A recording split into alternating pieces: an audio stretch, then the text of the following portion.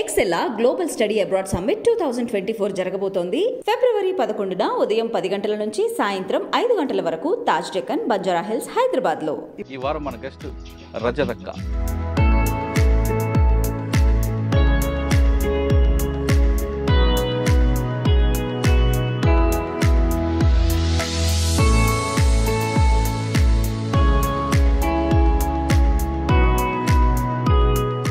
మీరు 6 నెలలు లోపల ఉన్నారు కదా బాధ్యత తీసుకోకుండా. ఈ 6 నెలలు ఎప్పుడు కూడా అమ్మా నన్ను గుర్తు రాలేదు? ఎప్పుడు లేదు సార్. ఎందుకు అంత కసి? సాంబశివుడు అన్నదో ఎక్కువగా ఉండేవారు కాబట్టి ఆయన మీద అటాక్ చేయడానికి చాలా రకాలుగా దాడులు జరిగాయి కదా ఎక్స్చేంజ్ ఆఫ్ ఫైర్లు. ఒకటి తప్పించుకున్నారు ఏమైనా? ఒకటి గుర్తుందా? పిల్లకల దగ్గర ఆ రుసుల చెరువు మీద ఈవినింగ్ ఫుల్ బ్యాచీలు 5 మంది మంచిగా వస్తారు పోలీసు వాళ్ళు. ఈడ కాదు కదా ఏపీటీ, ఇక్కడ ఎందుకు వస్తారు అని చెప్పేసి నాకు డౌట్ వచ్చింది. ఎమ్మటే ఇద్దరు ఇంకా అన్నలు తీసుకుపోతుంటే ఆ అన్నలు ఏమంటే నేను పోతుంటే నా ఏమంటే బ్లడ్ వస్తుంది. ఆ బ్లడ్ ఏమంటే ఇక్కడ వరకు ఇంకా ఉంది బుల్లెట్. అన్ని ఎన్కౌంటర్లు చాలా, కానీ ఆ ఎన్కౌంటర్ స్పెషల్ సార్. చేయాలనే డెసిషన్ ఎవరిది? నిర్ణయం ఎవరు తీసుకున్నారు? సాంబశివుడు. ఎవరెవరి మీద చేయాలండి? వాళ్ళు ఎదురుపడినప్పుడు ఎందుకు తిట్టుకోవడం ఎందుకు వచ్చింది అంతవరకు? ఫుల్ జ్వరం వచ్చింది, ముఖం కడుగుతున్నా. ఇట్లా ముఖం కడి ఇట్లా చూస్తే బ్యాచ్లు అక్కడ వరకు వచ్చినాయి. ఆయన చూడగానే వెపన్ ఇట్లా పెట్టుకొని అనుకున్నా అంతే. తను ఏమైనా చేస్తే ఫైర్ చేసుకొని చనిపోవాలంతే, వాళ్ళకైనా చిక్కొద్దు మనం. రమాకాంత్ గారు చనిపోవడం ఎందుకు? ఆత్మహత్య చేసుకోవడానికి కారణం? మేము ఎక్కడ ఎదిగిపోతామో అని చెప్పేసి బాగా ఒత్తిడి చేశారు మా మీద. వాళ్ళకు పొలిటికల్కు పోలీసు వాళ్ళు అది చేశారు. అదే టైంలో మా ఊర్లో ఒక అతను మర్డర్ జరిగింది. జైలు 7 నెలలు జైల్లో పెట్టారు. ఆ జైలు తర్వాత కేసుల మీద కేసులు ఒక్క 40 కేసులు వేసారు సార్ మా మీద. ఆ క్రమంలో ఈ ప్రజలకు మనం ఎందుకు చేసినాము చివరికి ఇదేనా అనిపించింది నా మనసుకు.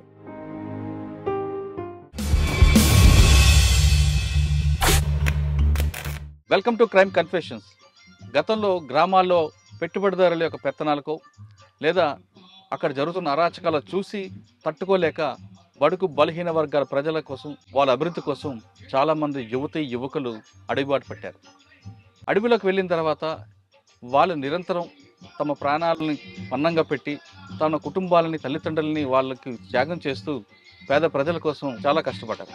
ఆ విధంగా కష్టపడిన తర్వాత కొన్ని సంవత్సరాలకి వివిధ కారణాల చేత, అంటే కొంతమంది వ్యక్తిగత కారణాలు అవ్వచ్చు, మరి కొంతమందికి పార్టీల విభేదాలు అవ్వచ్చు, మరి కొంతమందికి ఇంకొక కారణంతో జనజీవన స్రవంతులు కలిశారు. ఆ విధంగా కలిసిన వారిని పరిచయం చేసే ఈ కార్యక్రమంలో ఈ వారం మన గెస్ట్ రజతక్క. అచ్చంపేటలో ఒకప్పుడు పోలీసులకి ముప్పతిప్పలు పెట్టిన రజతక్క, వైఫ్ ఆఫ్ రమాకాంత్ అన్న. రజతక్క అంటే అప్పట్లో అచ్చంపేట, నల్లమల ఆ ఫారెస్ట్లో ఒక భయం ఉండేది. రమాకాంత్ అన్న రజతక్క పేరు చేత పోలీసులకి చుక్కలు చూపించేవారు. పగలి చుక్కలు చూపించడం రజతక్కకు ఒక ఫేమస్ అనేది తెలుసు. రజతక్క అచ్చంపేటలో ఉన్నప్పుడు ఎటువంటి కార్యక్రమం చేశారు? అసలు అడవి బాట ఎందుకు పట్టాల్సి వచ్చింది? పట్టిన తర్వాత వాళ్ళు పార్టీలకు వెళ్ళినప్పుడు పేద ప్రజల కోసం వాళ్ళు ఏ విధంగా కష్టపడ్డారు? అక్కడ ఉన్న చెంచుల కోసం వాళ్ళు నిరంతరం ఏ విధంగా వాళ్ళ పరిజ్ఞానం కానీ రాజకీయ పరిజ్ఞానం తీసుకురావడంలో వాళ్ళు ఏ విధంగా కృషి చేశారు అనే అంశాలతో పాటు ప్రస్తుతం ఆవిడ జీవితం ఎలా కొనసాగుతున్న విషయాన్ని ఆ అక్కగానే తెలుసుకున్నాం. అక్క నమస్తే. రజతక్క అచ్చంపేట, కొల్లాపూర్ ఆ ప్రాంతంలో ఒకప్పుడు మీ హవా. రజతక్క, రమాకాంత్ అన్న వీళ్ళందరూ పేర్లు చెప్తే చాలు భయపడేవారు. అంటే అప్పుడు పరిస్థితి ఆ విధంగా ఉంది కాబట్టి మీరు వెళ్ళారు. ఒక విధంగా చెప్పాలంటే పార్టీ ఆ విధంగా ముందుకు వెళ్ళబట్టి ప్రభుత్వం కూడా కిందకి దిగి గ్రామాల్లో మౌలిక సదుపాయాలు కల్పించడంతో పాటు మిగతా కార్యక్రమాలు చేపట్టడానికి వచ్చింది. అంటే మనం సామాజిక సమస్యగానో లేదా ఆర్థిక సమస్యగా చూడడం అనేది పక్కన పెడితే అసలు రజతక్క ఎందుకు అడవిబాటు పట్టింది? రజతక్క కుటుంబ నేపథ్యం ఎలాగుండేది? వెళ్ళిన తర్వాత అన్న ఎలా పరిచయారు? అక్కడ మీరు చేసిన కార్యక్రమాలు ఏ విధంగా ఉన్నాయి? బయటకు వచ్చాక అన్న ఏ విధంగా చనిపోయారు? ఇప్పుడు ప్రస్తుతం మీ జనజీవన సర్వంతి, మీ జీవన విధానం ఎలా కొనసాగుతుంది? చాలా ఇబ్బందికరంగా ఉంది సార్. బయటికి రావడం అసలుకి రావద్దు నిజంగా, కానీ ఆ టైముల్లో అనివార్య పరిస్థితులల్లో నేను బయటికి రావడానికి కారణం ఏంటంటే హెల్త్ బాగాలేకున్నది, మలేరియా టైఫాయిడ్ వచ్చి నాకు నెత్తికి ఎక్కినది. నేను బయటికి వెళ్ళిపోతున్నా. ఆ రోజు నా దగ్గర వెపన్ కూడా లేకుండే. పోయి ఒక లమ్మడి మీరు గుడిసెల బయటికి రావడం చెప్పక ముందు ఉమ్.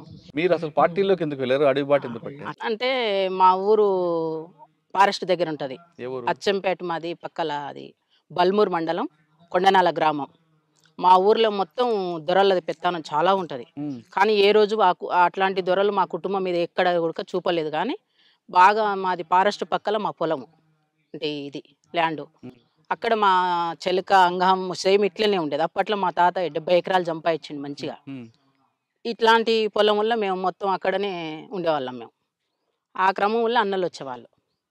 నాకు 90 ఏళ్ళ పరిచయం పార్టీ. ఉమ్. ఏం నేను చదువుకున్నారు మీరు? నేను 5th క్లాస్ వరకు చదువుకున్నా. ఓకే.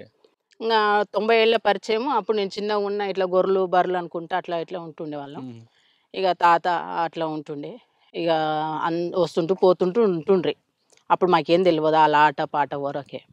ఆ తర్వాత ఇక కొన్ని అనివార్య పరిస్థితులల్లా నాకెందుకు అందులో పోవాలి, ఎందుకు అనేది ఒక ఆలోచన వచ్చింది. ఉమ్, వస్తే ఫస్ట్ సాంబశివుడు స్పెషల్ కమాండర్ వచ్చారు అది నల్గొండ నుంచి ఈ జిల్లాకు. అప్పుడు నేను వస్తాను అంటే, నీవు చిన్న ఉన్నావు, నీకు ఇంకా టైం ఉంది అని చెప్పేసి వదిలిపెట్టేసి పోయాడు. మళ్ళీ 3 ఇయర్స్ తర్వాత నేను అనుకోకుండానే దళంకాడికి డైరెక్ట్ వెళ్ళిపోయినా. అంటే ఇంట్లో వాళ్ళే చెప్పలేదా? ఎవరికి చెప్పలేదు సార్, అంటే ఆ ఎవరికి చెప్పలేదు. భావజాలం అటు తిరిగింది, అంతే. తిప్పింది మీకు. అప్పటికే మా అన్న ఆర్ఎస్సీలో పనిచేస్తుండు. ఉహు, మా పెద్దన్న అప్పటికి కానిస్టేబుల్, కన్వానాలు వ్యవసాయం చేస్తారు. నాన్నకు 12 మంది మేము, ఉహు, అందులో నేనే చిన్నవాని. ఉహు. ఇది పరిస్థితి. అప్పుడు ఇంక ఎక్కడ వెళ్ళిపోయినా. పరిచయం మీకు సాంబశివుడు? చిలక దగ్గరే, ఆహా, మా చిలక దగ్గరే. అప్పుడు స్పెషల్ కమాండర్కి వచ్చారు ఇక్కడ. అచ్చా. అప్పటి నుంచి చనిపోయిన సుదర్శను, ఉమ్, ఇక ఇప్పుడు కొంతమంది ఉన్నారు మనోళ్ళు, బయట ఉన్న వాళ్ళు వచ్చిన్నారు. ఇప్పుడు ఈ రాజన్న కూడా అక్కడ ఉన్న వాళ్ళు. అట్లా జరిగింది. పార్టీలకు వెళ్ళారు. వెళ్ళిపోయాను. పార్టీలకు వెళ్ళిన తర్వాత మీకు ఎవరు బాధ్యత తీసుకున్నారు? అప్పుడు జీవన్ అని మెదక్ డిస్ట్రిక్ట్ నుంచి వచ్చిండు, అప్పర్ ప్లాట్ల కమాండరు. ఉమ్, కామ్రేడ్ దగ్గరికి వెళ్ళింటివి. కామ్రేడ్ మంచిగా చూసుకున్నాడు మమ్మ. ఒక 6 మంత్ తర్వాత క్యాంప్ జరిగింది. క్యాంప్కి వెళ్ళినాం. అప్పుడు నల్లమల్లల రమకాంత్ కమాండర్. అయితే చెంచులకి ఏంది అంటే పొలం ఉంది పెంటలల్లా. దాని తర్వాత ఏమైందంటే ఇది సబ్సిడీలా ట్రాక్టర్లు వచ్చినాయి సార్. వ్యవసాయం మీద కొద్ది అవగాహన ఉంది నాకు. ఇక్కడే ఉంచిపోదాం అని చెప్పేసి మాధవ్ డిసైడ్ అయ్యిండు. రాష్ట్ర కమిటీ సభ్యుడు మాధవ్ ఉండు కదా, ఉమ్, అన్న డిసైడ్ ఇక్కడే ఉండండి, వ్యవసాయం ఎట్లా చేయాలని. అప్పట్లో నాకు గడెం కొట్టడం మొత్తం టోటల్గా పని వస్తుంది సార్. ఉమ్, ఆ టైంలో ఇంకా నన్ను అక్కడ పెట్టేసి వ్యవసాయం చెంచోళ్ళకు ప్రత్యేకంగా మక్కలు, ఆంద్యాలు వేపించి పండించినాం అక్కడ. చెంచుల్లో వాళ్ళకి పంట నేర్పడం నేర్పియడం. మామూలుగా వాళ్ళకి పండించడం వచ్చు, ఉమ్. కానీ కొంచెం ఆధునిక పద్ధతిలో ఇంకా చేయడం అట్లా చేసి ఒక 1 year ఉన్న అక్కడ కూడా.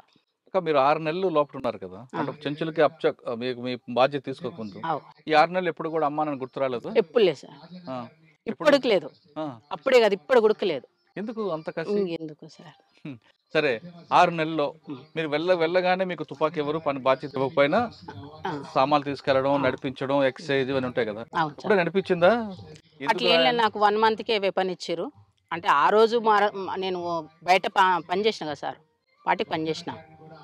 ఇక ఆ టైంలో నాకు అన్నోళ్ళు ఎక్కడ పోతే పోగానే ఒక వెపన్ ఇచ్చారు. మరుసటి రోజే ఎమ్మడి తిప్పుకున్నారు. అప్పటికి నాకు ఏం ట్రైనింగ్ ఇట్లా ఏమి ఇవ్వలేదు. ఆ తర్వాత ఎప్పుడైనా ఒక బాధ గానీ ఒక భయం గానీ అనిపించలేదా? నాకు లేదు సార్. నైట్ టైం చీకట్లో అడవిలో పాము అని ఇవన్నీ వస్తుంటాయి కదా?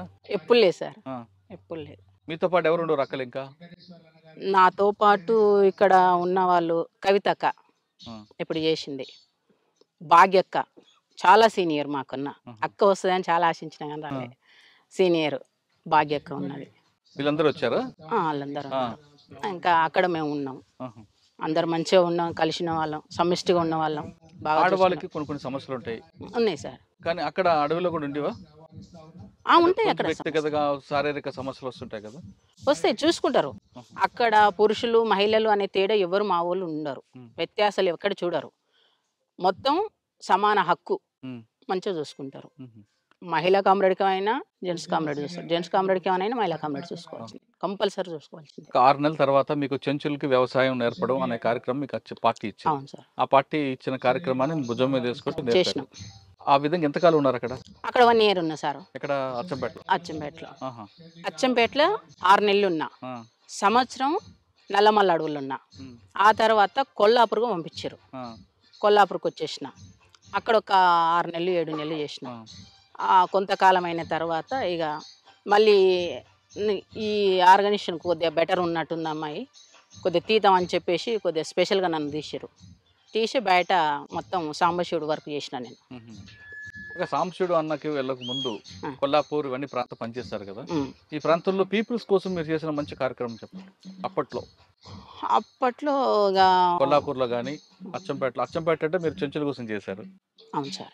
కొల్లాపూర్ ఆ ప్రాంతం కొల్లాపూర్లో మేము రివర్ బెల్ట్ తోటి చాలా సంబంధం ఉంటుంది ఈ కొల్లాపూర్ వాళ్ళకు. ఉమ్, చేపలది ఎక్కువ.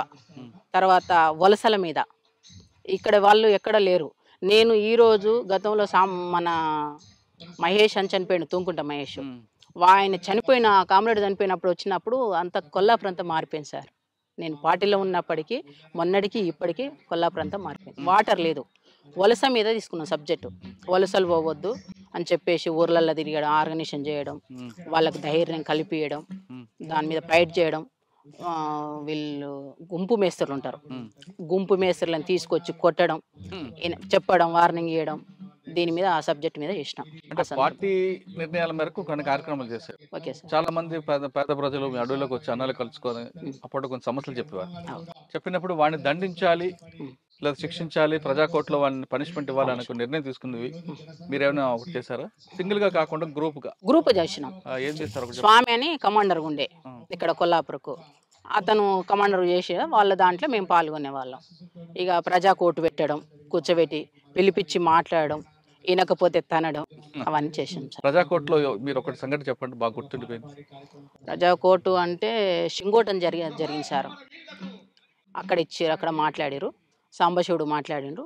నేను సెంట్రీ పోస్టు, నీవు ఎక్కడ వస్తారు నా సెంట్రీ పోస్టు అది అట్లా. అక్కడ అంటే తర్వాత కుడికిళ్ళలో గుడక ప్రజా కోర్టు పెట్టినాం. ఆడగుడక కొంతమందిని పిలిపించి మాట్లాడి ఆడగుడక ఇంటర్వ్యూ ఇచ్చి అవి చేసేసినాం అక్కడ గుడక. ఓకే. నల్లమల్లలో మీరు ఉన్న సమయంలో సార్ సాంబశివుడు అన్నతో ఎక్కువగా ఉండేవారు కాబట్టి ఆయన మీద అటాక్ చేయడానికి చాలా రకాలుగా దాడులు జరిగాయి కదా, ఎక్స్చేంజ్ ఫైర్లు. ఒకటి తప్పించుకున్నారు ఏమన్నా? ఒకటే గుర్తుందా? ఎవరు? సాంబశివుడా? మేమా? మీరు. నేనా? ఆయనతో పాటు ఉన్న సమయంలో సార్ ఒకటి చెప్పండి. ఇది మన కొండనాల నుంచి బిల్లకల్ అడవులు సార్. బిల్లకల్ దగ్గర గుట్ట ఉంటుంది పైన, చెరువు మీద, రుసుల చెరువు మీద ఉంటుంది ఒక గుట్ట. ఆ రుసుల చెరువు మీద ఈవినింగ్ అయి ఫుల్ బ్యాచీలు. ఈవినింగ్ అయింది, ఒక కామ్రేడ్ చాలా ఛాయ్ పిచ్చాయి కామ్రేడ్కు. ఇక వచ్చేసి మొత్తం కట్టెలు ఇడిచేసి ఛాయ్ పెడుతున్నాడు. ఆ టైంలో నేనేం చేసిన అంటే, నేను అప్పటికి 1+1 కమాండర్. నేను వెళ్ళిపోయి మొత్తం అన్నీ ఇంత కటింగ్ పేపర్ తీసుకొని పోయినా. వాళ్ళు చదువుతుంటే నేను బయటికి ఎట్లా పోయినా, వాష్రూమ్కి పోయినా. వెపన్ పెట్టుకొని వస్తారు. వెపన్ పెట్టుకొని వస్తుంటే ఏందబ్బా వీళ్ళు నల్గొండలా మనోళ్ళ అని చెప్పేసి నేను చూసేసిన. 2 అక్కలు సెంట్రీలు ఉండరు. అక్కలు కొద్దిగా ఏదో టెన్షన్ పడ్డరు, డౌన్ అయిపోయారు. కూర్చున్న వాళ్ళు డౌన్ అయిపోయారు, అట్లే పండుకున్నారు. ఎందుకు పండుకున్నారు అబ్బాయిలు అని చెప్పేసి నేను చూసే వరకు 5 మంది మంచిగా వస్తారు, పోలీసు వాళ్ళు ఇన్సాస్లు వేసుకొని వస్తారు. మాకే నల్గొండలో ఏపీటీ ఉన్నది, కానీ ఈడ కాదు కదా ఏపీటీ, ఇక్కడ ఎందుకు వస్తారు అని చెప్పేసి నాకు డౌట్ వచ్చింది. వచ్చేసి ఎమ్మటే ఫైర్ అని గట్టిగా కాసిచ్చేసిన, ఎమ్మటే ఫైర్ చేసేసిన. సాంబశివుడు, రమాకాంత్ వీళ్ళంతా రిట్రీట్ అయ్యారు. నేను ఒక్కదానే అయిపోయినా. అక్కడికి సెంట్రీ పండుకుంది, ఎమ్మటే నా మీద అటాక్ చేసేసారు. 5 మంది వెపన్స్తో మొత్తం నా మీద తూటాలు గుర్చేసినాయి. ఎమ్మటే గాయం ఇక్కడ నుంచి ఇక్కడ మొత్తం ఇక్కడ వరకు ఇంకా ఉంది బుల్లెట్. ఇక గాయాలైనాయి. ఇక అందరు వారిపోయారు, ఒక 3 ఉన్నారు, నన్ను తీసుకుపోయారు. ఇంకా మా ఎమ్మటే మొత్తం బ్లడ్. మా కామ్రేడ్స్ 2 ఉన్నారు నా ఎమ్మటి, జెంట్స్ కామ్రేడ్ 2. ఇంకా అన్నలు తీసుకుపోతుంటే ఆ అన్నలు ఎమ్మటే నేను పోతుంటే నా ఎమ్మటే బ్లడ్ వస్తుంది. ఆ బ్లడ్ ఎమ్మటే వచ్చేసారు పోలీసులు. అప్పుడు ఒక 8 రోజులు మేము డివైడ్ అయిపోయినాం, ఎక్కడోళ్ళం అక్కడ డివైడ్ అయిపోయి చాలా ఇబ్బంది పడ్డాం. ఆ ఎన్కౌంటర్లు మామూలు ఎన్కౌంటర్, అన్ని ఎన్కౌంటర్లు చాలా, కానీ ఆ ఎన్కౌంటర్ స్పెషల్ సార్. ఎందుకు అంటే ఎక్కడోళ్ళు అక్కడ విడిపోయారు, నాకు గాయమైంది. ఇక సాంబశివుడు ఎట్లా దిగారు, అన్ని ఊర్లలో బ్యాచీలు అంటే పెంటలల్లా అంతా ఏంటిది చింతకాయలు కలుసుకొని తిన్నాం సార్. తర్వాత మన బియ్యం నానబెట్టుకొని, ఆ ఎమర్జెన్సీ బాటిల్ ఉంటే మాకు ఎమర్జెన్సీకి ఇక్కడ, అందులో బియ్యం నానబెట్టుకొని తినేసినాం. 2 days అయింది. సాధ్యం అయితే లేదు. పైన చార్సిన మేడం హెలికాప్టర్లో కుమింగ్ చేస్తుంది. అప్పటికి ఒక ఎన్కౌంటర్ అయింది. బొమ్మనపల్లి అతను సీన్ అని కామ్రేడ్ చచ్చిపోయిండు. ఇక ఫుల్ బ్యాచ్లు సార్, ఎక్కడ పోయినా బ్యాచ్లు. ఇక నాకు సాయంత్రం వరకు మొత్తం ట్రీట్మెంట్ చేసేసారు. మళ్ళీ తెల్లారి ట్రీట్మెంట్ చేసేసి బ్లడ్ కంట్రోల్కి వచ్చేసింది.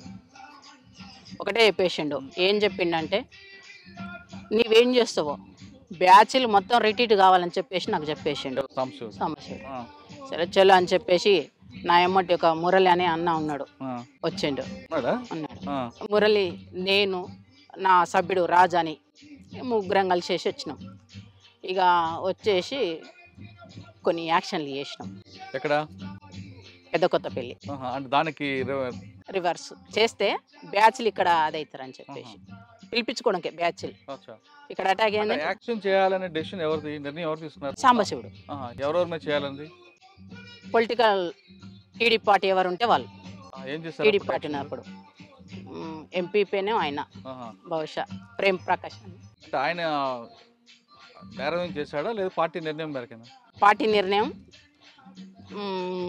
పదవిలో ఉంది కాబట్టి, గవర్నమెంట్ పదవిలో ఉన్నాడు కాబట్టి. ఎక్కడ ఎన్ని గంటలప్పుడు చేశారు యాక్షన్? ఎన్ని గంటలకా?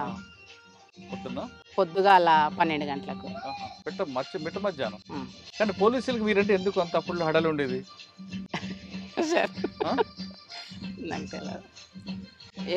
నాకైతే తెలియదు కానీ అది అట్లా నిలిచిపోయింది జిల్లాలో. అయితే రజిత టార్గెట్ అని ఒక టీమే తిరిగేది కదండి? అవును సార్, టీమే కదా సార్. రిలయన్స్ ఫోన్లో నా కోసం అచ్చంపేటలో మజీ సిఐ అని 200 ఫోన్లు ఇచ్చిండు. ఇప్పుడు ఉన్నాడు మజీ సార్, డిఎస్పీ. ఎక్కడ? హైదరాబాద్లో చేస్తుండు. నా కోసం స్పెషల్గా పంపించిండు. ఎందుకు 200 ఫోన్లు?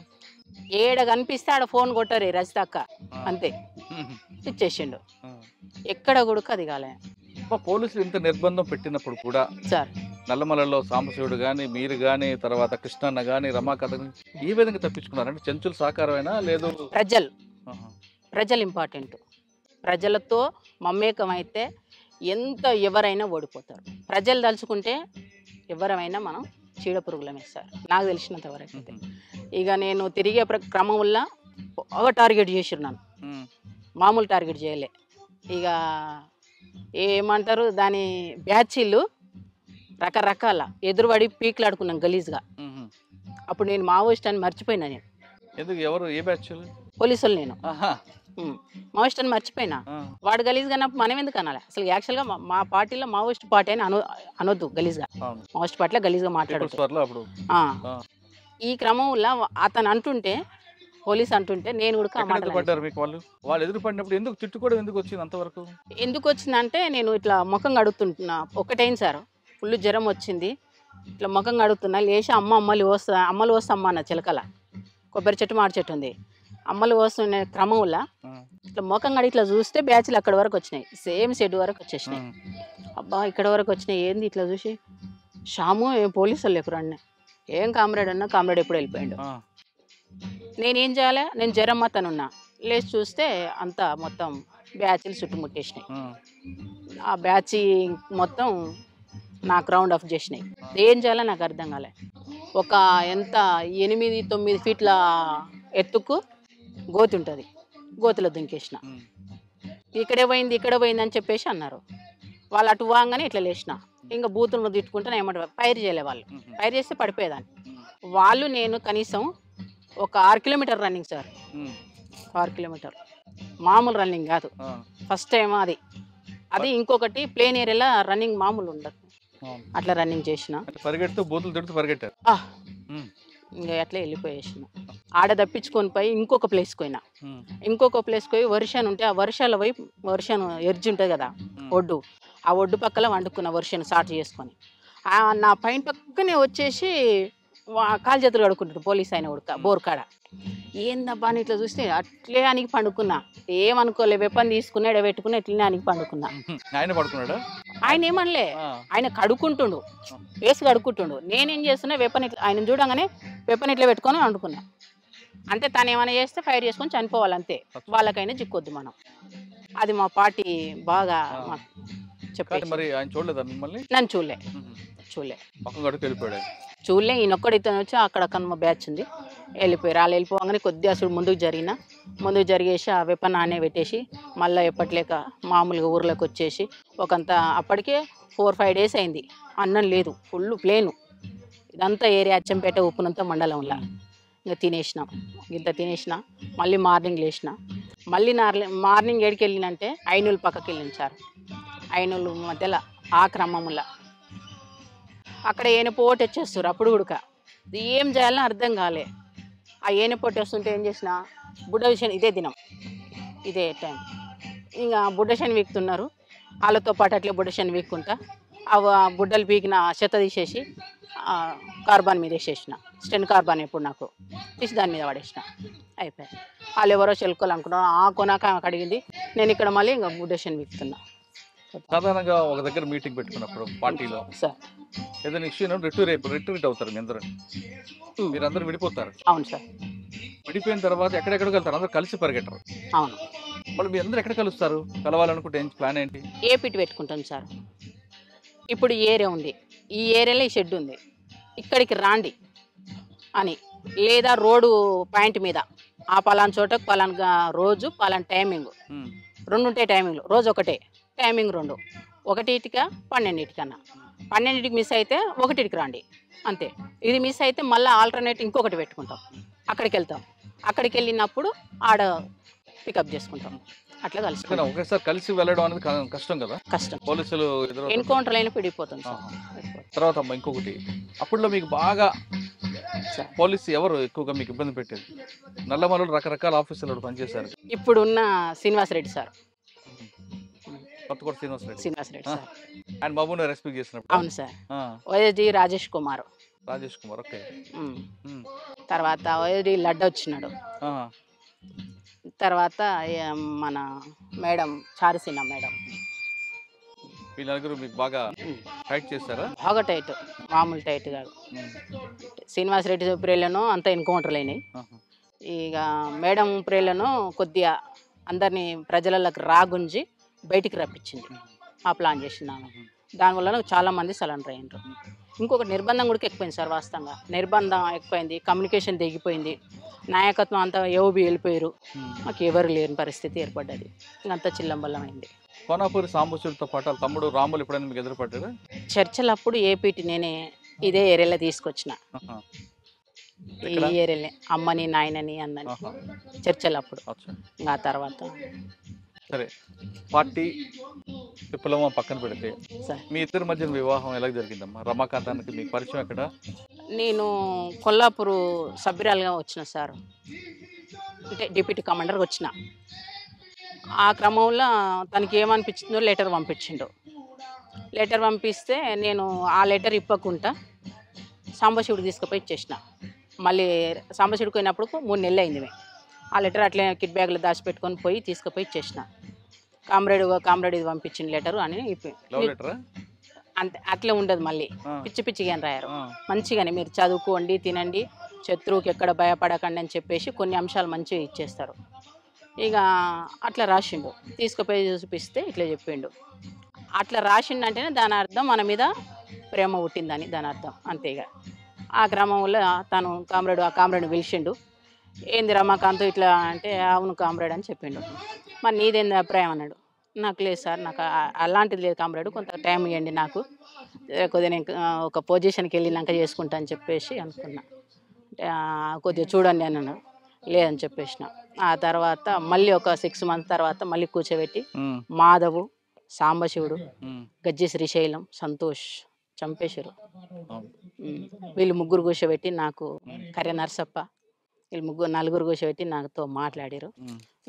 మాట్లాడితే కొద్దిగా టైం ఇవ్వండి సార్ అని చెప్పి, కామ్రేడ్ అని చెప్పేసిన. సరేలే అని చెప్పేసి అన్నారు. ఇంకా ఆ టైంలో కూడా నాకు వద్దనిపించింది. నా పట్టుదల ఏంటంటే ఒక జిల్లా సెక్రటరీగా అయినాక నేను పెళ్లి చేసుకోవాలనేది నా పట్టుదల అది. కానీ అనివార్య పరిస్థితులలో కమాండర్లనే నేను పెళ్లి చేసుకున్నా. కమాండర్ స్థాయికి వెళ్ళిపోయినాక, అంటే కమాండర్ అది చేసుకున్నారు. ప్లాటూన్ సెక్షన్ కమాండర్ ఉడిమిళ్ళ దగ్గర సార్. ఉడిమిళ్ళ దగ్గర మంచిగా చేసిరు. పార్టీలనే మా లాంటి పెళ్లి ఎవరికి చేయలేదు. మంచిగా ఆటలు తీసుకొచ్చి చేసి సేమియా చేసి ఆ ఆట పాటలు సేమ్ ఇట్లనే చేసేసి ఈ పక్కన ఊరు పక్కనే అది కూడా సేమ్ పెళ్ళి చేసేసారు. పెళ్ళి చేసిన తర్వాత నైట్ పెళ్ళైంది, మార్నింగ్ విడిపోయినాం. తను గుంటూరుకు రాకెట్ లాంచర్ ట్రైనింగ్కి వెళ్ళిపోయిండు రమాకాంత్. మేము ఆమనగల్ ఏరియాకి వెళ్ళిపోయినాం. ఇంకంతే. మళ్ళీ ఆయన ఒక 3 నెలల తర్వాత వచ్చిండు. 3 నెలల తర్వాత వచ్చి ఒక 5 డేస్ కలిసి ఉన్నాం. ఆ తర్వాత మళ్ళీ నన్ను బయటకు పంపించేసారు. ఇక బయటకు పంపించేసారు. ఇక కామ్రేడు సెక్రటరీగా పనిచేసిండు. ఇక నేను బయట కొన్ని పనులు చేసుకుంటూ తిరిగిన. కొన్ని అంటే నాకు ఇచ్చిన వరకు నేను మనస్ఫూర్తిగా పార్టీకి బరాబరి చేసిన సార్. నేను వాళ్ళ లేక వీళ్ళ లేక ఏ రోజు కూడా భయపడలే, శత్రువుకు భయపడలే, ప్రజలకు పొలిటికల్ లీడర్కి ఎవ్వరికి ఇప్పటి వరకు నేను ఎప్పుడు భయపడను ఎవరికి. అంతే. ఆ రోజు ఇక బయటికి వెళ్ళి నేను పార్టీ చెప్పిన పని నేను సక్సెస్ చేసుకొని రిటర్న్ పోయినా. అది అక్కడ నేను పార్టీకి ఒక నా మీద నమ్మకం, ప్రజలకు ఒక నమ్మకం, బయట శత్రువులకు ఉచ్చ భయం. అంతే. అంతే. సరే, పెళ్ళైన తర్వాత మీరు చేసిన మంచి కార్యక్రమం చెప్పండి పీపుల్స్ కోసం. నేను చేసిందా? నేనంటూ సపరేట్గా ఏం చేయలేదు. పార్టీ కలిపి పార్టీకి సభ్యులతో కలిపి పార్టీ సభ్యులతో పాటు నేను చేసిన, తోటి కామ్రేడ్స్ ఏది చేస్తే చేసిన. అంటే ఒక యాక్షన్ చేసిన తర్వాత ఎప్పుడైనా బాధపడ్డారా? ఏం లేదు సార్, నేను ఎప్పుడు బాధపడలే. ఇప్పుడు కూడా ఎన్నో కష్టాలు ఎదుర్కొంటున్నా. అందుకే ఇంతమంది నాకు ఆదర్శంగా ఉండరు. ఏ రోజు కూడా నేను బాధపడలే. అన్యాయంగా చంపాను అని ఎప్పుడు బాధపడలేదా? లేదు, నా యాక్షన్లు అయితే ఇప్పుడు అట్లా. మీరు యాక్షన్ చేస్తారా? మా పార్టీ వైపు నుంచి నష్టాలు జరిగాయి కదా, ఆ నష్టం జరిగిన ఎప్పుడైనా బాధపడ్డారా? పార్టీ వైపు అనుకున్నప్పుడు ఈరన్న సార్ అని ఒటవర్ల పెళ్ళి ఆ నాయనని చంపినప్పుడు బాధపడ్డాం. నేను కూడా వ్యక్తిగతంగా బాధపడ్డా.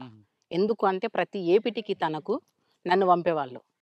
తను దగ్గర ఎవరు వచ్చేవాళ్ళు? రాష్ట్ర కమిటీ, జిల్లా కమిటీ, బయట ప్రజా సంఘాలు. ఆ నాయన ఒక పెద్ద షెల్టర్ నిజం చెప్పాలంటే. ఇక ఏదో అనివార్య పరిస్థితులల్లో మనోళ్ళకి ఏదో అర్థం కాని పరిస్థితులల్లో వేరే కామ్రేడ్ ఇక్కడ వచ్చినాడు. ఆ గోండు వాళ్ళు కొద్దిగా భాష తేడా. ఏం జరిగిందో చనిపోయినాక పేపర్ వస్తే సాంబశివుడు మేమంతా షాక్ అయిపోయినాం. ఏంది ఇట్లేందుకైంది ఇట్లేందుకైంది. ఇమ్మీడియట్గా ఎప్పుడో ఉన్న ఏపీటీకి ముందుగా అతను అడ్వాన్స్ పోయి చెప్పేసి మా తప్పు అని చెప్పేసి ఇంటర్వ్యూ ఇచ్చినాం సార్ మేము. ఈరన్న సార్ని చంపింది తప్పని ఇంటర్వ్యూ ఇచ్చినాం మేము. ఎవరు చంపింది? భగత్ అని ఇక్కడ జిల్లా సభ్యుడు, ఆయన ఆ ప్రాంతంలో అప్ప చెప్పిండ్రు. రమాకాంత్ ఇక్కడ తీసుకుండు. ఆ క్రమం వల్ల అట్లా జరిగింది. అప్పుడులో జరిగిన కొన్ని పోలీసులు ఇల్లు కానీ లేదంటే ఎక్స్చేంజ్లు బ్లాస్టింగ్లు మీ ఉన్నారా? అవునా సార్, మననూరు దాడిలో ఎన్కౌంటరు ఆ దాడిలో ఏమైందంటే అందులో మాకు ఇచ్చిన ఇన్ఫర్మేషన్ ఏంటంటే ఒక సెంట్రీ ఉంటుంది, వెపన్స్ అంతా సైడ్కు ఉంటాయని చెప్పేసి నేనే మ్యాప్ తీసుకుపోయిన ఉడక నేనే అక్కడ మ్యాప్ తీపించుకొని 1 days అక్కడ ఉండేసి నేను తీసుకొని వెళ్ళిపోయినా. అదే మ్యాప్ని బట్టి మేము ప్లాన్ చేసుకొని దాడికి ఒక 3 రోజులు 4 రోజులు రిహార్సల్ చేసినాం. దాడి ఎట్లా వేయాలని చేసి వెళ్ళిపోయినాం. ఆ వెళ్ళిపోయే క్రమంలో ఏ సెక్షన్ A1 నేనే, అంటే ఫస్ట్ వెళ్ళిపోయే టీం. అక్కడికి వెళ్ళిపోయే వరకు ఉంది సెంట్రీ ఉందని నేను కాషన్ ఇచ్చేసిన. ఆయన ఏం కాదు ఫైర్ అని చెప్పేసి మైక్ పెట్టేసిండు. ఆ మైక్ ఎట్లాడిది ఇప్పుడు కూరగాయలను గట్టి అరుస్తారు, ఆ మైక్ మేము తెచ్చేసుకున్నాం అప్పటికే. ఆ దాడేపడికి ఆ మైక్లో చెప్పేస్తుండు సాంబశివుడు. ఎక్కడ సెంట్రీ ఉన్నారు? మీద పోలీస్ స్టేషన్ మీద పైన. ఓకే. అక్కడికి వెళ్ళినాక ఫైర్ అయింది. ఫైర్లు చేసి మొత్తం ఇంకా ఒక 1 minute అయితే అతను దుంకుతాం గోడకు. ఫస్ట్ నేను దుంకేసిన, నా తర్వాత కిరణ్ దుంకిన తర్వాత నెక్స్ట్ కామ్రేడ్కు గొంతులో తూటపడ్డది సార్. గొంతులో తూటపడి ఎన్నుబొక్క కాడ వెళ్ళింది, స్పాట్లో చనిపోయిండు. ఇంకొక కామ్రేడు ఇప్పుడు కొల్లాపూర్ కమాండర్ చేసిన స్వామి అన్న కదా, ఆ కామ్రేడ్కు తొడకు పడ్డది. ఇద్దరు మాదికి అయిపోయారు. ఇక మేమేం చేస్తాం, మేము అడ్వాన్స్ కాలేకపోయినాం, రిటీట్ అయినాం. మాతో పాటు ఏ సెక్షన్ కొద్దిగా అటు కాగానే B సెక్షన్ ఎక్కిపోయింది, C సెక్షన్ అడ్వాన్స్ కాలేకపోయింది. దాడి ఫెయిల్ అయింది. అదేవిధంగా అమరాబాద్ పోలీస్ స్టేషన్ మీద కాదు, సిలిండర్ కదా, సున్నిపేట దగ్గరలో పోలీస్ స్టేషన్ మీద అటాక్ అవుట్ పోస్ట్ మీద చేశారు కదా, ఊకే ఫైరింగ్. అవి మన్నూరు పోలీస్ అవుట్ పోస్ట్ మీద దాడి, అది ఒక సెంటర్ పైన ఉంటారు. తర్వాత పక్కా పోలీస్ స్టేషన్ వచ్చింది కదా, అక్కడ పోలీస్ స్టేషన్ తీసారు అట్లా, అచ్చంపేట పెట్టేట సార్. అట్లా జరిగిపోయింది. కదమ్మా, పెళ్ళి అయింది, పార్టీలో ఉన్నారు, యాక్షన్లు అన్నీ జరిగాయి కదా, మరి ఎందుకు బయటికి ఎందుకు వచ్చారు? బయటికి రావడానికంటే అందరూ అప్పటికి సలన్ అయింది సార్. మేము నలుగురు కామ్రేడ్స్ ఉన్నాం. నలుగురు ఇట్లా నేను నా భర్త ఉన్నాం. ఆ క్రమంలో నాకు బాగా టైఫాయిడ్ మలేరియా వచ్చేసింది. నన్ను సీరియస్గానే ఒక 3 నెలలు లోపడిగానే ఉంచుకున్నారు, బయటకు పంపలే.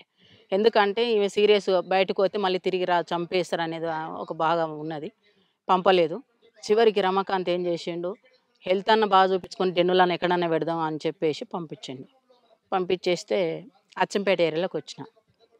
వాళ్ళు ఏమన్నా లంబడోళ్ళు, వాళ్ళ గుడిసె దగ్గర ఉన్న వాళ్ళే స్నానం చేయించారు. జ్వరం కాదు, రొట్టిచ్చిర్రు, తిన్నా, కూర్చున్నాక అమ్మ టైం అవుతుంది మరి పోదాం హాస్పిటల్ కన్నా. అమ్మ పొద్దుగాల తొలకపోతున్నది, ఆ లంబడోళ్ళ అమ్మ బిడ్డ చెల్లెలు. ఆ పిల్లని ఇంపర్ మారిందని మాకు తెలియదు. పండుకున్నాం కరెక్ట్ 4 గంటలకు వచ్చేసారు పోలీసు వాళ్ళు. 4 గంటలకు వచ్చేసి మంచం వేసారు, మంచం మీద నేను పండుకున్నా. వచ్చేసి వెపన్ ఇట్లా పెట్టేసారు, ఇట్లా ముఖం మీద చెదర్ తీసారు. ఇట్లా బెడ్షీట్ తీయంగానే ఇట్లా చూస్తే అన్ని వెపన్సే కనిపిస్తున్నాయి. వెపన్స్ కనిపించే వరకు ఇట్లా లేచి చూసే వరకు ఇక పోలీసు వాళ్ళు ఇక ఏమనలేదు సార్. ఎవరు మీరంటే నువ్వు లేవు అని అంటూ మా సభ్యుడు ఒకడు వచ్చిండల్లా. నువ్వు లేవు అక్క అని లేచిన. ఏం లేదు అక్క అని. సరే ఈయనే ఉండండి, ఇంటికి వచ్చిరన్న. ఏమనలే, ఏంటికి రాలేదు, మళ్ళీ ఎందుకు వెపన్స్ తీసుకుని వచ్చినావు అని చెప్పేసి అన్న. లేదక్క అని ఆ అబ్బాయి అన్నాడు. సరే ఈయన నిలబడరా అని చెప్పేసి అన్నాక వాళ్ళు ఏమనుకున్నారు అంటే జ్వరం ఉంది, ఈమె ఎక్కడ పోతుంది అని అనుకున్నారు పోలీసులు. అంతే, నిర్లక్ష్యంతో ఉన్నారు. ఇక గిరిబాబు ఎస్ఐ కొట్టండి అంటనే ఉండు, కానీ కొట్టలే. వాళ్ళు కొట్టొద్దనే ఉన్నట్టుంది ప్లాన్. ఇక ఏమనలేదు, గుడిసె స్టార్ట్ చేసుకున్న ఒకటే పరారు, అంతే. పరారైనా ఇక ఆ జ్వరం మొత్తం ఎక్కడ పోయినా నాకు తెలియదు. 4 days అసలుకి నేను ఎక్కడో ఏం చేసినా నాకే తెలియదు సార్. అప్పటికి బాగా ఇబ్బందులు ఉన్నా. మళ్ళీ పొయ్యి వచ్చేసి బిలకంట్ల ఆ పోలీసులు దారిలో వండుకుంటే అక్కడ మొత్తం మా రిలేషనే మొత్తం వచ్చేసి ఎవరు ఈడ వండురు, ఎవరు చంపేసిపోయారు అని. చివరికి వస్తే నేను అక్కడ మా అన్న ఉన్నాడు, మా మేనబావ ఉంటాడు. వాళ్ళిద్దరు పోటు వచ్చేసారు. చూసినాక ఎవరు మీరంటే ఏమంటలేను. ఇంకా చివరికి తీసుకెళ్ళారు ఇంటికి తీసుకెళ్ళి ఏమైందమ్మా ఏమైందని. ఏం లేదు, ఇంటికి గుడక తీసుకుపోలేదు వాస్తవంగా. అక్కడ వాళ్ళ గుడిసె ఉంటుంది, గుడిసె దగ్గర కూర్చోబెట్టారు. వీళ్ళు తీసుకొని పోతుంటే అక్కడ నుంచి పోలీసులు వచ్చేసారు, గుడిసెని రౌండప్ చేశారు. అంతే, ఇక ఏం మాట్లాడలేదు, రౌండప్ చేశారు. ఇక మా అన్న అంటుండు, మా చెల్లెని చంపకండి, వచ్చింది మేము చెప్తాం సార్ అని మొత్తుకుంటుండు. ఏం చంపముకో లక్ష్మి, ఎందుకు బాధపడతావు ఆగు అని చెప్పేసి అన్నారు. అంతే, ఇక తీసుకొని పైనకి తీసుకొని కొద్ది దూరం నడిపించారు. 4 కిలోమీటర్లు నడవాలి, వెహికల్ ఉండదు అక్కడ. 4 కిలోమీటర్లు నడిచినాక ఇంకా వాళ్ళ వెహికల్ అని ఎక్కించుకొని వచ్చారు. అప్పటికే మా అన్న మా ఊరు. అవును సార్. సరెండర్ కాదు. లేదు సార్. రమాకాంత్ ఎప్పుడు దొరికారు? రమాకాంత్ దొరకకుండా తనంతలకు తను నా తర్వాత 3 నెలల తర్వాత తను ఎవరు వాళ్ళకు ఫోన్ చేసి వాళ్ళ ద్వారా సరెండర్ అయ్యాడు. అంటే పార్టీకి చెప్పే సరెండర్? ఇంకా పార్టీ ఎక్కడ సార్ జిల్లాలో లేదు, మా ఇద్దరు వరకే క్లోజ్, లేదు సభ్యులంతా వెళ్ళిపోయారు. ఆయనతో పాటు 2 సభ్యులు. తర్వాత పార్టీ నల్లమల్ల పూర్తిగా కంప్లీట్ అయినప్పటి వరకు నేను 2007 లాస్ట్లో 8 ఆ టైంలో వచ్చేసాను. అది మాతోటే క్లోజ్ అయిపోయింది. ఈ జిల్లాలో అయితే మాతో క్లోజ్ అయిపోయింది. మీరు సరెండర్ అయిన తర్వాత మీకు ఇవ్వాల్సిన ఇచ్చారా రమాకాంత్ గారికి ప్రభుత్వం? కామ్రేడ్కు 5 లక్షల రివార్డు ఉందన్నారు, ఇచ్చిర్రు. నాకు 3 లక్షలు అని చెప్పారు, 1 లక్ష రూపాయలు ఇచ్చారు. ఏది మేము ఎక్కడ ఆశపడలేదు. దాన్ని తీసుకొచ్చుకొని మేమేం చేయలేదు, ట్రాక్టర్ తెచ్చుకున్నాం, మేమే ఖర్చు ఏం పెట్టుకోలేదు. ట్రాక్టరు ఒక 2 సంవత్సరాలు నడిచింది సార్. ఇంకా తర్వాత ఇంకా కింది మీదకి అయిపోయింది, అంతే. కదమ్మా, బయటకు వచ్చారు, ప్రభుత్వం ఇచ్చిన డబ్బులతోనూ ట్రాక్టర్ కొనుక్కొని సామాన్య కుటుంబంలో నడుస్తున్న సమయంలో రమాకాంత్ గారు చనిపోవడం ఎందుకు, ఆత్మహత్య చేసుకోవడానికి కారణం ఏంటి? చనిపోవడానికి కారణం ఏంటంటే మేము బయటకు వచ్చి మంచిగా ఉన్నాం సార్. మంచిగా ఉన్న క్రమం వల్ల ఈ పొలిటికల్గా మేము ఎక్కడ ఎదిగిపోతామో అని చెప్పేసి బాగా ఒత్తిడి చేశారు మా మీద. వాళ్ళకు పొలిటికల్కు పోలీసు వాళ్ళు వచ్చేసారు. ఇక పోలీసుల టార్చర్ మామూలుగా లేదు సార్ మాకు, ఎంత అంటే అంత మామూలుగా లేదు. ఇక అదే టైంలో మా ఊర్లో ఒక అతను మర్డర్ జరిగింది. ఆ మర్డరు మా రమకాంతే చేసిందని చెప్పేసి ప్రపోజల్ చేసి తన మీద నెట్టేసారు. నెట్టేస్తే తను ఓపెన్గా పోయి చెప్పలేడుగా, నేను చెప్పలేనని చెప్పలేడుగా, చెప్తూనే ఉండి అప్పటికైనా అయినా వినలేదు. తీసి ఇక లోపల పడేసారు. జైలు 7 నెలలు జైల్లో పెట్టారు. ఆ జైలు తర్వాత కేసుల మీద కేసులు ఒక్క 40 కేసులు వేసారు సార్ మా మీద, తన మీద. ఆ 40 కేసులు వచ్చే వరకు 7 నెలలు బెయిల్ రావడానికి. అది తిరగడానికి ఒక 3 సంవత్సరాలు మొత్తం కంప్లీట్గా కోర్టుకే తిరిగింది. ఒక అత్తమామ సంపాదించిన ఒక 4 ఎకరాల ల్యాండ్ ఉంటే అమ్ముకున్నా, ఒక ప్రైవేట్ ప్లాట్ ఉంటే అమ్ముకున్నా, ఒక బేస్మెంట్ ఉంటే అమ్ముకున్నా. ఇక నానా కష్టాలు పడ్డా. ఎవరి దగ్గరికి పోయినా కానీ ఆ రోజు ఈరులు సూరులు అని మాట్లాడారు ప్రతి ఒక్కరు, ఎవరు సహకరించాలి. అంటే అప్పుడు అనిపించింది నాకు, ఇలాంటి చెత్త వ్యవస్థకు మనం పనిచేసినామా, నేను ఎందుకు పోయినా, ఈయన ఎందుకు పోయింది, ఎందుకు చేసింది చెత్త వ్యవస్థలా, మాకు అప్పుడు అనిపించింది సార్. అప్పటి వరకు మంచిగా అనిపించింది. కానీ ఆ తర్వాత బయటకు వచ్చినాక మేము ఇన్ని ఇబ్బందులు పడుతుంటే ఎవరికి మాకు హెల్ప్ చేయలే. ఏ పొలిటికల్ లీడర్ హెల్ప్ చేయలే, ఏ పోలీస్ హెల్ప్ చేయలే. సాధారణ జనం మమ్మల్ని అంటేనే ఒక దొంగ, ఒక రవిడి ఈ కోణంలోనే చూసిండు. ఆ పరిస్థితిలో వెళ్ళిపోయింది. అంటే అప్పుడు అర్థమైంది వ్యవస్థ అంటే ఏంటో మీకు. అంతే, ఈ చెత్త వ్యవస్థకి మేము ఎందుకు చేసినాము, అందుకే ఇప్పటి వరకు నా మైండ్ లేదు ఈ చెత్త వ్యవస్థకి ఎందుకు. ఇప్పటి కూడా పొలిటికల్గా రా అని పిలుస్తారు నన్ను, కానీ ఇలాంటి వ్యవస్థకు నేను సెట్గానేమనిపించింది సార్. నేను అది చాలా అసలు ఇవన్నీ ఒడిదుడుకులు ఎదుర్కొంటూ వస్తున్నాం. నేను పార్టీలా బలంగా ఒడిదుడుకులు ఎదుర్కొంటూనే ఎదిగిన, ఇక్కడ ఉడక ఒడిదుడుకులతోటే బతుకుతున్నా. అన్న ఎలా చనిపోయారు, ఆత్మహత్య చేసుకున్నారా? అవును సార్. అన్న మీద తెలిసి వయసులో లోపలికి వెళ్ళారు. అవును సార్. అమ్మా నాన్న కాదని అక్కడ పార్టీ ఆదేశాల మేరకు పీపుల్స్ కోసం పనిచేశారు. రమాకాంత్ పెళ్లి చేస్తున్నారు. ఒక చిన్న కుటుంబం ఇది. మీకు జీవితం అంటే పార్టీ లేదంటే రమాకాంత్ అన్న, ఇంకా వేరే ప్రపంచం ఏం తెలియదు సార్. బయటకు వచ్చిన తర్వాత ఇంక ప్రపంచం అంతా కూడా రమాకాంత్ అన్న పాప. అటువంటిది ఒకేసారి రమాకాంత్ గారు సూసైడ్ చేసుకుంటే, ఆత్మహత్య చేసుకుంటే మీకు ఏమనిపించింది? ఇక కుటుంబం జీవితం అంత ఇంతే అనుకున్నారా? అంటే అంతకన్నా ముందు తను జైల్లో ఉన్నప్పుడు ఫీల్ అయినా సార్. నేను జైలు కాడికి ఒకరోజు తప్పించి ఒకరోజు, పాప చిన్నది, ఒక 2 సంవత్సరాల పాప. ఆ పాపను ఎత్తుకోవాలి, పోవడానికి ఛార్జీకి పైసలకు కూలి పోవాలి. నేను కూలి పోతే 2 రోజులు కూలి పోతే ఆ కూలి పైసలు తీసుకొచ్చుకొని ఈ జైలు కాడికి పోవాలి. నేను ఈ స్టేజ్కి వచ్చేసింది నా పరిస్థితి. ఇక అప్పుడు అనుకున్నా, వద్దు ఇట్లాంటి పరిస్థితులు వద్దని చెప్పేసి చాలా కష్టపడి చాలా ఇబ్బందులు పడి తనను బయటికి తీసుకొచ్చుకున్నా. తనను బయటికి తీసుకొచ్చుకున్నాక ఇంకా అప్పులు చాలా అయినాయి. ఏం చేయాలో మాకు అర్థం కాని పరిస్థితి. ఒక్కొక్క కేసుకు ఒక్కొక్క లాయర్ ఒక 50,000 తీసుకున్నారు సార్. అట్లా 40 కేసులు ఉన్నాయి నాకు మా సార్ మీద. ఆ 40 కేసులు నేను ఎక్కడి నుంచి ఎట్లా కట్టాలి, అన్నీ తీసుకొచ్చిన తర్వాత అమ్మేసిన తర్వాత చాలా ఆర్థికంగా ఇబ్బందులు ఎదుర్కొన్నాక కొద్దిగా అటో ఇటో కొద్దిగా మంచినే. తను ఎక్కడ పోకపోయేవాళ్ళు. నేను తన పాపను పెట్టుకొని ఉండేది, చిన్న షాప్ పెట్టుకొని ఉండేది. నేను వెళ్ళేదాన్ని కూలికి, డైలీ కూలికి పోయి నేను భోజనం కోసానికి సంపాదించుకుని, నేను ఏమి సంపాదించాలి ఇప్పటి వరకు కూడా ఏం సంపాదించుకోవాలి. ఆ క్రమంలో ఈ ప్రజలకు మనం ఎందుకు చేసినాము, చివరికి ఇదేనా అనిపించింది నా మనసుకు. ఆ రోజు బాధ అనిపించింది. తను చనిపోయిన నాడికన్నా ఆ రోజే ముందే ఫస్టే బాధ అనిపించింది. అట్లా అనిపించింది. ఆ క్రమంలో అత్త మామ కష్టపడి సంపాదించిండు. ఈ క్రమంలో మీకు నయ్యం ఎప్పుడైనా ఎదురుపడలేదా? నాకు ఏ రోజు నయ్యంతో పాటు ఇదే నల్లమలలో మీకు ఇంకొక వ్యక్తి ఉన్నారు, బాలన్న అని. ఆయన ఎప్పుడు ఎదురుపడ్డాడు? నాకు ఏ రోజు టచ్లో లేరు. తర్వాత అన్న చనిపోయిన తర్వాత మీ జీవన విధానంలో కొనసాగుతుంది పాప. ఇప్పుడు కూడా కూలి బంద్ చేసుకొని కొద్దిగా గొప్ప ఆ పని చేసుకోవడం.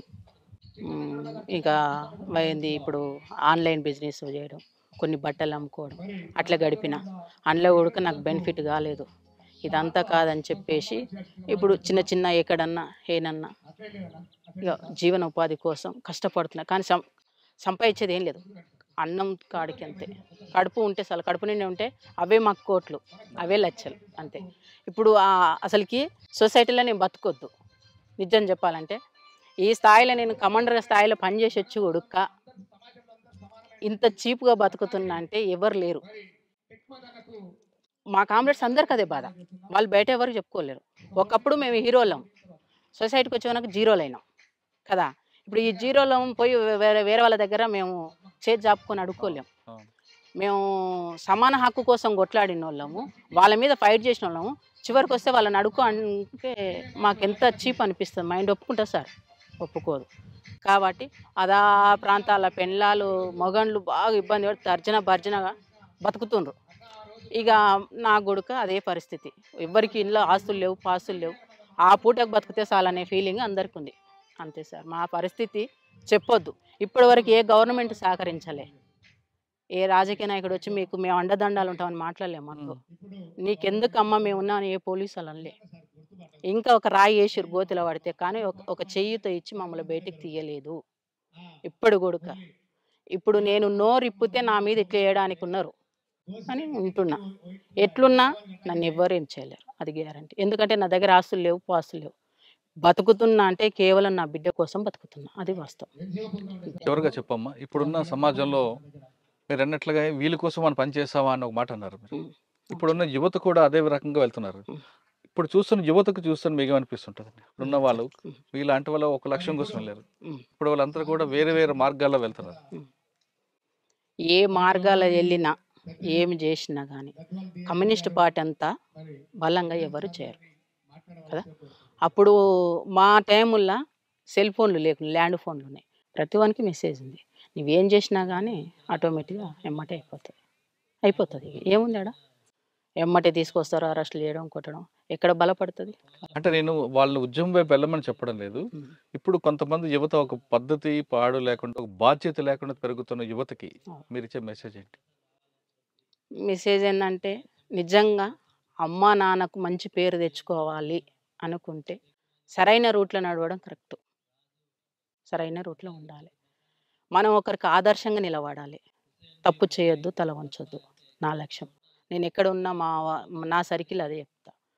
గౌరవంగా ఉండాలి. సంపాదనలు, ఆస్తులు, పాస్తులు మన ఎమ్మటి రావు, ఏమీ రావు.